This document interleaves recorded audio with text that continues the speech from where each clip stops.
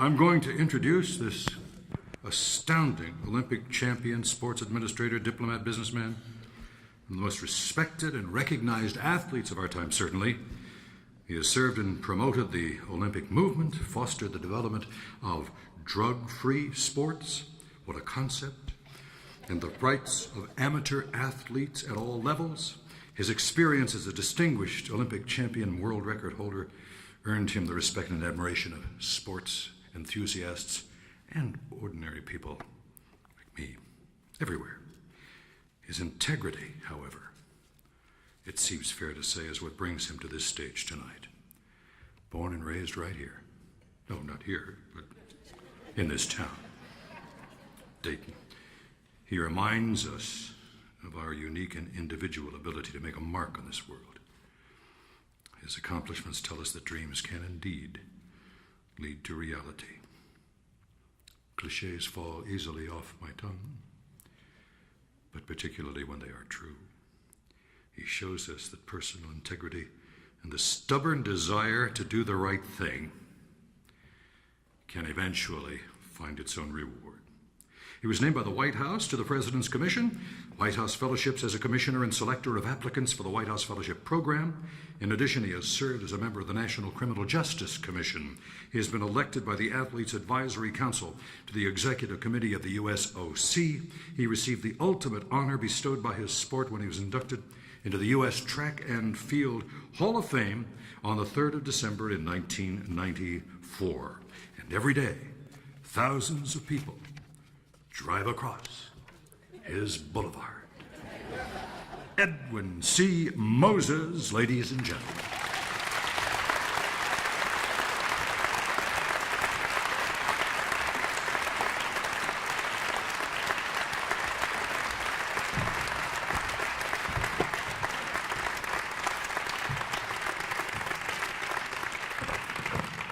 Thank you very much, Nick. I'm a fan of yours, and I've been following you for years. And after the program is over, would you please tell me where your voice coach lives? I'd just like to say that I'm very, very pleased to be here tonight, notwithstanding all of my athletic achievements and performances. For many, many years, I've been striving to get away from being involved in sports, and I love to do other things outside of sports. And in fact, most of the activities that I do are international and in fact not within the world of sports. In the summer of 1964, as a third or fourth grader, I don't really remember right now, I was in a summer reading program here at the Dayton Public Schools, and where we had to read 10 books. One of the selections that I had was Dr. Martin Luther King. I don't know what the name of the book, but I believe it was a periodical. And my mother being a reading teacher, I had to read 10 books every summer, or go to summer school, or volunteer somehow. So I read this story about Dr. Martin Luther King, and I'm sure it was the summer of 63 or either 64. And at that time, and had I been so studious enough to bet a mere $7 at that time that I would attend Morehouse College, the home of Dr. Martin Luther King and his alma mater, become an Olympic champion in the 400-meter hurdles, coming from Fairview High School in Dayton, Ohio, and going to Morehouse College, where we didn't even have a track. That 3, I would be here tonight to introduce Mr. Taylor Branch, Pulitzer Prize winner, consummate and most eloquent documentarian of the civil rights movement, and Dr. Martin Luther King. Had I bet the $7 then, I think I could pay off the national debt and come up with $700 billion and solve the entire problem. The odds are just completely unfathomable. I've done a lot of work outside of the sport of track and field. On September 11th in 2002, I was attending a project of my foundation in the town of Derry in Ireland. It used to be called Londonderry, but the original Irish name is Derry. And we got there about 3 o'clock in the afternoon, and as I was riding in, I started hearing reports on the news, on BBC, about the fact that a plane had hit the towers in New York. And then 30 minutes later, there was another report, another plane has hit another tower, and I couldn't believe what I was hearing. In fact, I thought it was a joke. By 6 o'clock in the evening, when our projects were over, the reality hit everybody. And we were stuck there for the next 4 days in Derry. The reason that we were there was because we were doing a project with Protestant kids and Catholic kids. The problems that they were having was just as extreme as during the apartheid regime in South Africa. The likelihood of a Protestant kid interacting with a Catholic kid back then was as likely as an Afrikaner kid dealing with a Xhosa kid in South Africa. It just didn't happen. It was a completely segregated society with a river running through the center of the town, row houses on the left and row houses on the right, and very, very dangerous bombs going off when I visited there in 1987 when I was running. But we decided on that day, the question was asked, what do we do? I was the chairman of the organization. What do we do? Do we cancel the program? What was going to happen was that the children, for the first time in their lives, going to be at a retreat that my organization sponsored on a lake, and what they were going to do was play games that were indigenous to the Protestant children and the Catholic children. And our dilemma at the end of that day was to either fold up and go home or continue what we were doing. And they came to me and said, what do you think we should do, Edwin? Everything's shut down, everyone's watching TV, we can't do anything, we can't leave, we're stuck here for 3 days, there's no flights back to London. And I said, this war between the Protestants and the Catholics has been going on since the Middle Ages. For the last practically 1,000 years, this conflict is going on. And what we have the opportunity to do is to make a difference to these kids today and tomorrow, right here, right now. Let them get together and understand that you don't have to have fears, religious fears. You don't have to fear that this kid is going to knock you in the head with a baseball bat if you go on the other side of the river. You don't have to have the fear that something is going to happen to you if you get off the wrong bus, off of a bus at the wrong stop. And so we decided to continue. All that to say that I'm really proud to be here at the 3rd anniversary of the Dayton Literary Peace Awards, because in my occupation in sports, we honestly feel that sports has the power to change the world. And we've had Nelson Mandela say that sport has the power to change the world, and sport can give hope where there is despair. Now, in my travels all around the world, I've learned that there are a few universal languages that go everywhere. And that would be arts, which can be music, music arts, literary arts, and the visual arts. Everywhere in the world, those are popular, and everywhere in the world, they have an impact on society. And then there's sports. Everywhere in the world, there's some type of sports. Now with global TV and satellite TV, we can all enjoy the same sports, although we don't watch much cricket here in the United States. And also the universal language of love, which is everywhere. Everyone is taught innately from a child to be able to love and to receive love. So it's my honor today to be able to present to a gentleman, Mr. Taylor Branch, here in my hometown of Dayton, at the Dayton Peace Prize, Literary Peace Prizes. It's my honor to be here to recognize an individual who has dedicated over 24 years of his life to the meticulous research and passionate documentation of 14 critical years of America's history.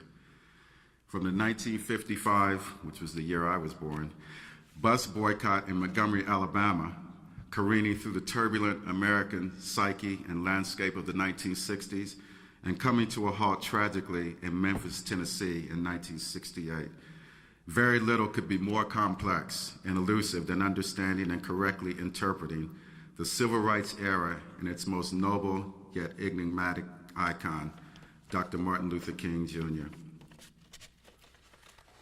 Yet we're here tonight in part to recognize a man who has done just that. Having completed the final book in his seminal trilogy, America in the King Years, Taylor Branch is now widely recognized as the authoritative literary voice of the civil rights movement in America, particularly as it relates to the man who most nobly embodied its ideas and its nonviolent philosophies. Mr. Branch has won nearly every major American literary award for this acclaimed trilogy, an epic history of the entire civil rights era. The trilogy includes Pulitzer Prize-winning Parting the Waters, 1988, which also won the National Book Critics Circle Award, Pillar of Fire, 1998, and Canaan's Edge in 2006. The scope of his work, effort, persistence, and determination in writing this trilogy is unbelievable, and his ability to demystify the era and the man makes his work all the more significant and important to our times. If there's one thing that is unmistakable about his work, it's that it unveils history and endures that we remember that behind the dream, behind the ideas, behind the iconic mystery of a great mind stood a human being of flesh, of blood, and who had the courage to follow his ideas while dragging his feet of clay behind him.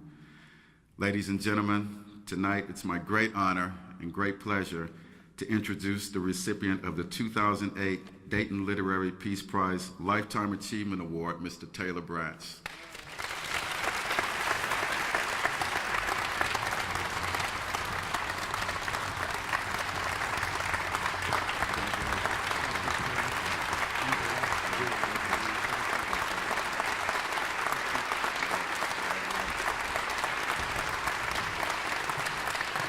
Thank you.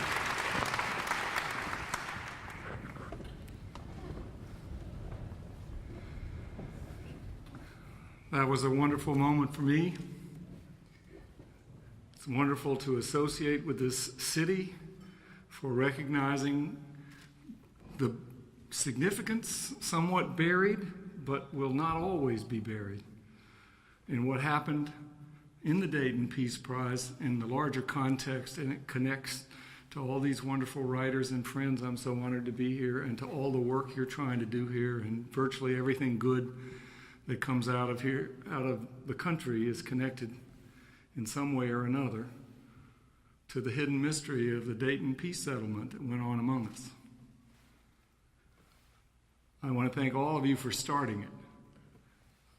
I hope you won't ever put a ceiling on the expectations for what it might mean to others far-flung that aren't even here. This is such a wide assortment of people, of athletes and writers and people from totally different cultures, all finding something in common in the heart here, and I want to suggest also profoundly in the mind. This is not just a quest for peace in the sense of feeling good and being the nice Sunday school version of ourselves. We're about something more profound than that. Lastly, on a personal note, I want to thank you for including my mother. I've gotten some of these awards, but I've never gotten to take my mother before. Over 40 years ago, when I was 20, just turning 21, Dr. King was killed when I turned 21. And I was filled with a great sense of desperation that his movement had passed by during my formative years and battered me from an intention to become a surgeon through stupefying experiences, one after another, watching things happen that I couldn't believe all around me in my childhood. The Freedom Riders, young girls half my age, 7 and 8 years old, marching into dogs and fire hoses in Birmingham, wondering where this came from, singing songs much like I sang in Sunday school, not stopping. And it had changed the whole direction of my life's interest, so that when I got to college, I dropped medicine, took up history, trying to figure out what this all meant, what it connected to in religion and philosophy. But mostly I was desperate because I knew the civil rights movement had been an enormous influence on me, but I hadn't taken part in it. So in the summer of '69, I took the first job I ever had, not in my dad's laundry in the summer, and I went down to register voters in South Georgia for Vernon Jordan and John Lewis, who are not as famous then as they have been since. For me, it was stepping off the end of the known universe. They sent me alone into the tiniest counties in South Georgia to try to find contacts who might be brave enough and willing enough to register black voters in counties where there were virtually none. First of all, I didn't believe that there were none because I'd seen people registering on TV, and I assumed that was a universal experience. But when I got to these tiny counties, I had 3 days for each of 20 counties in the summer. I found things that I never would have seen. I saw prisoners come out of jails on Saturday carrying the shoes of the prominent citizens that they had shined on their way to mow their lawns before they went to church on Sunday. People were too terrified to come to a meeting if it mentioned voting. The people that I'd hoped would be the next, that I could discover the next Martin Luther King, and the preachers all said they had everything well under control when they were clearly terrified. And within a month, I did all kinds of things that I never thought I would do before. Culminating, one of them was that I got arrested in a place called Bubba Doo's Big Apple. It was a juke joint in Cuthbert, Georgia, where I was desperately trying to talk somebody to be interested in registering to vote. And I never believed, for 1 solid month, I never talked to a woman seriously about this because I was brainwashed about the civil rights movement. And a month later, I started going out into cornfields asking people who might be interested in this. And in one tiny county, Schley County, they sent me to a matriarch who was almost 100 years old. And I went up to her porch on a morning, and I started, and she rocked, and she wouldn't even acknowledge who she was. She didn't say anything. And I was talking to her about voter registration and these grants and how there were no black registered voters in this county. She never said anything for at least 10 minutes. Finally, out of nowhere, she said, "Son, do you really believe we landed on the moon last night?" This was July of 1969. I said, "Yes, ma'am, I do, because I saw it on Walter Cronkite back at the motel before I came over here." And she just started rocking, kept rocking, and didn't say anything. And I was completely thrown off balance. So I started talking to her about voter registration and what it meant. And the more nervous I got, I was a graduate student. The bigger words I would use, I would talk about how these voter registration grants went through 501c3 tax exempt, and how it had to work and how it could be effective and so on and so forth. And she stared at me, and finally, after what seemed like another eternity, she asked her second question. She said, "Son, have you ever seen the Simonized Wax commercial?" And I picked myself up and I said, "You mean the one where," this was on TV, "the one where the kids float across the kitchen floor on an invisible shield of Simonized wax and they don't scuff the floor because they're on this invisible shield?" And she didn't say anything, but she looked at me and she said, "Do you believe that?" And I said, "I believe they can make it look like the kids are floating over." But now I'm really thinking, and I'm saying, where's she going in here? And I started saying, but that's on an advertisement, and I saw the moon landing on a news show. So I'm trying to explain the difference between an ad and a news show and everything. And eventually the next question she asked was, had I ever been in a fist fight? And various other things. But where she was going with this, and I don't want to go through the whole thing, but eventually she finally said to me, "I can prove we didn't land on the moon." She said, "If we had landed on the moon, all they would have to do is to fill up their tank, and on the next jump, they could make it into heaven. And God wouldn't let them do that, so we didn't land on the moon." And what I knew she meant by that was that voting was a matter of life and death in her county, and what was real was a lot more complicated than what I was presenting with my graduate school language, and that she was not about to risk her people or her own life. As she said, her head was blossoming for the grave for the right to vote, that I didn't know anything about what the right to vote meant in her county, where people's bones had been ground to dust over the right to vote. I also knew that there was no way that I would have learned it as memorably without her language, and I felt what I want to get to you, impart to you, is the two lessons that I took from this. Number one, I went rushing back to the motel and wrote down every word she said. And it grew into a big diary. This is years before it had ever occurred to me to be a writer of any kind. From this experience in the diary grew, I concluded that I believe that where we really learn in matters of race is not where we're brainwashed to think we learn in analyzing ideas. It's when things become so human that we forget our ideas for a moment. We get rearranged inside, and then we have to reconstruct all our ideas about the world. But this lady taught me some things about race that I otherwise would never learn. When I started writing the King books many years later, I had one rule, which was that it was going to be a storytelling history without using the common labels of comfort in race relations, militant, racist, any of those things, because they are culture-bound terms.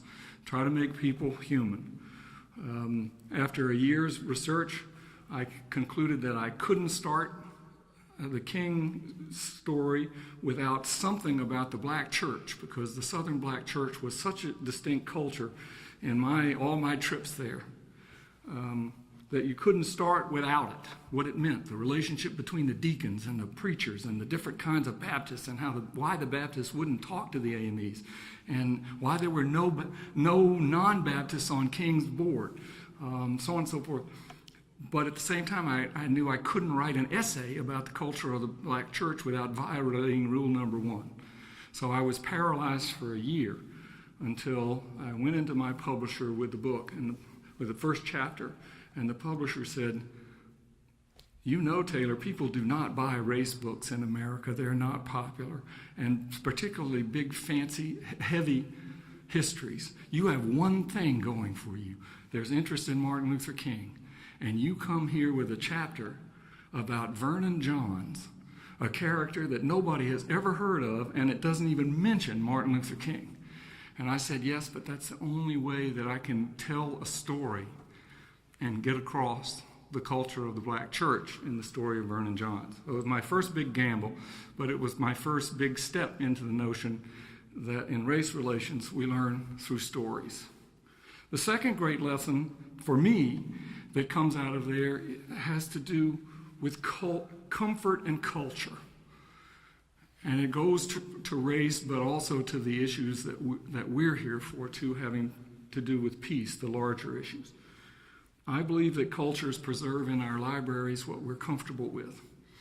The race relations that's in these pages was not in the libraries, because we're still not comfortable with cross-racial discovery. Vernon Johns didn't exist in libraries. It was wholly created out of the last living memories of the people that he made such a vivid impression on. And there were many others like that.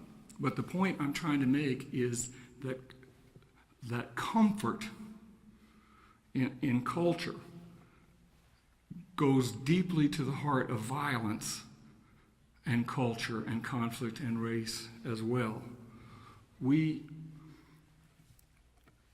And to make that point, I want to violate all my rules about storytelling and leave you with some big, challenging ideas about violence, peace, and democracy.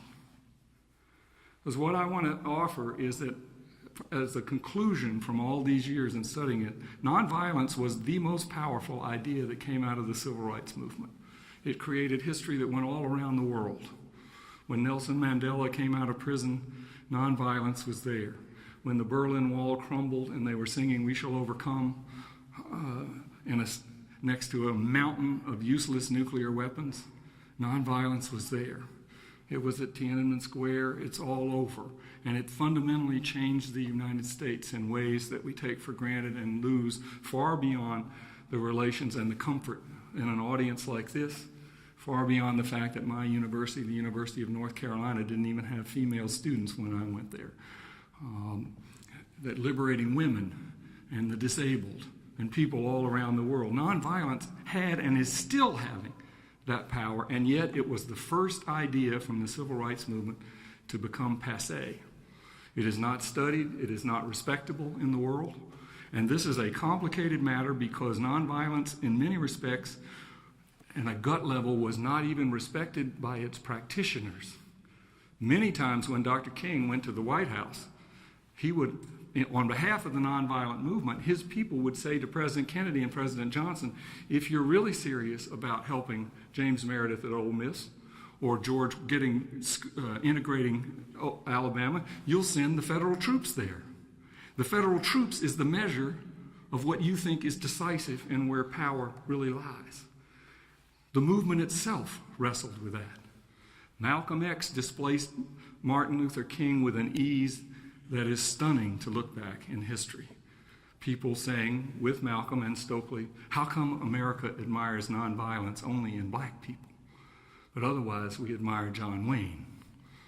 We admire nonviolence in black people because we're afraid of black people and want to keep them marginalized. And how are you going to uphold that idea? And black culture, to a large degree, rejected nonviolence, and white culture rejected nonviolence because it was afraid to say anything that might offend black culture all of a sudden. So nonviolence vanished. Now, this is a sadness that we carry. But we also carry it because we still do, even when we uphold peace, we think that violence is decisive in the world. We pay tribute to our military soldiers, and with good reason. But we don't think about what, in the long run, where power and righteousness and history is going. That's why Dayton is so important. It may not be well known that before the Dayton Peace Accords, the people that were pursuing and trying to reach that accord were urging various powers in Bosnia to continue military offensives against the Serbs to recover enough of the lost territory that they thought peace was possible. Violence and nonviolence are not always opposites.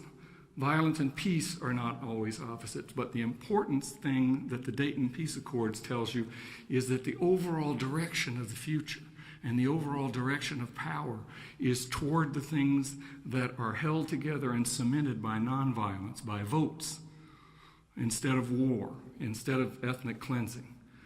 It's the direction that is important. And the direction is important for Dr. King as well. Democracy is a very difficult idea. Nonviolence is a very difficult idea, but we seldom even think about it. We tend to short-circuit our arguments about the importance of violence. If we can find one case when violence was justified, Hitler, well, what about Hitler? I can't tell you how many times I've heard people say, well, what about Hitler? To short-circuit a discussion about violence by saying if you can find one case where it's justified, then we don't have to talk about this violence and nonviolence. And what they really mean there is that violence is the more decisive and what you have when things are really serious. And nonviolence and democracy are really window dressing. But that's not true. And we need to think about that and raise our culture up above the lip service, the Sunday school service to nonviolence, to say democracy itself is a great idea that is set forth in the world. And democracy is nothing but a cathedral of votes. And a vote is nothing but a piece of nonviolence.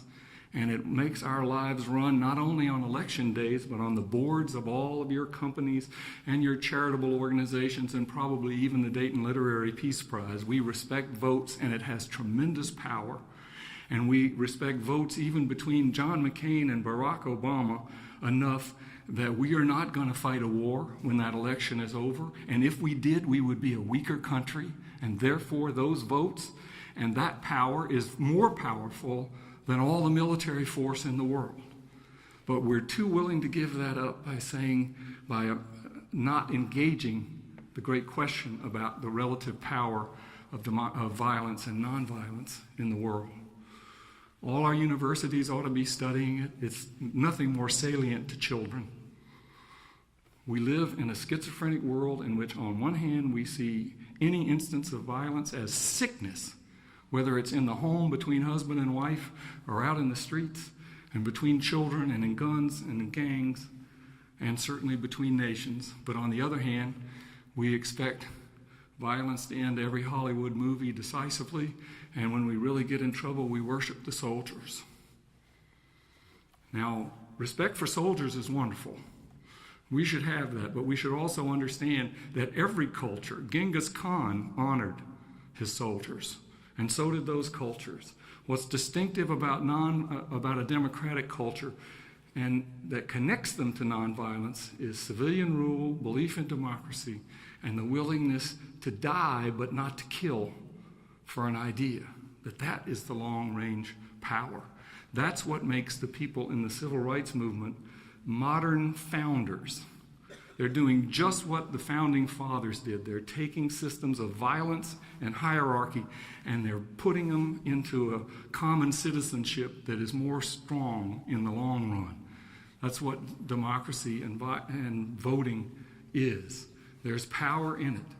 And one of the reasons that I believe we still don't value the nonviolence or even honor the legacy of the civil rights movement, and we still denigrate the 60s as a time of hippies, is because this culture is still not ready to see that a black-led movement in the 1960s were serving as modern founders, not just for black people, but for all of us in the deepest American tradition of forging new bonds of equality and nonviolence and votes for all time. That these modern founders should be the great lessons for and challenge to our minds for democracy, for peace, in its true majesty. It's a great challenge, not just to our hearts, not just to our togetherness and to our art, although it is all of those, but it's also a challenge to our sense of power, our sense of citizenship, and to our minds and our universities. I'm sorry to say that the most sophisticated, in some ways, and in other ways it's a comfort, the most sophisticated thinking that I have come across since finishing this work on the issue of nonviolence and peace is at the National War College, where professional military officers, who I'm ashamed to say at times I would have questioned or denigrated during the Vietnam War, have sat down with me for days talking about this. And then generally what they say is this: since Napoleon and ushered in the era of industrial warfare and mass warfare, the prevailing historical trend in military history is that violence destroys more and governs less.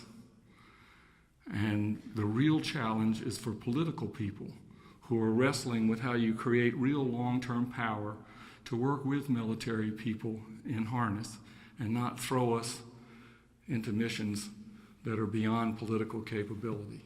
Our military people are thinking about that.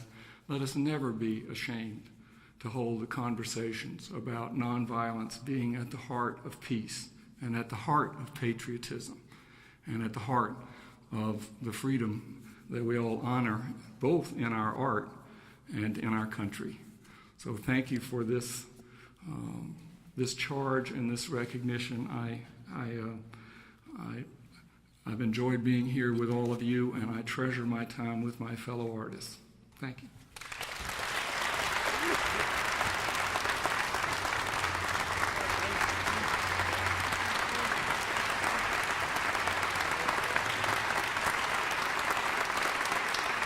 Yeah.